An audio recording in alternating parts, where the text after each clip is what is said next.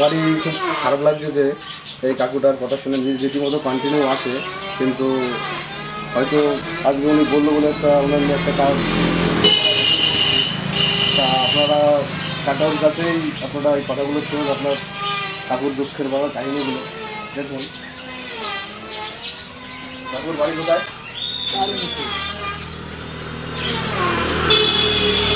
আপনার বাড়িতে কে কে আছে? আমার বাড়িতে আমার মা আছে, 80 বছর বয়স, আর আমি। ক্যামেরা দিকে কাকুর কথা বলুন, ক্যামেরা। আর আমার ভিক্ষা করেই চলে।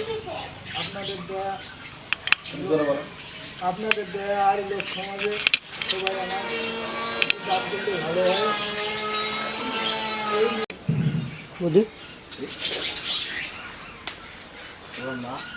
আমি আর আমার মাই থাকি।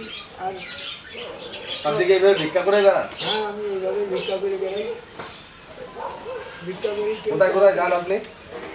আমি এটা হলো গাছ আছি, বাড়িতে গেছি, তারপরে ভজন গাছ, তারপরে ওটা যত পারবেন শেয়ার করবেন, এইটাই।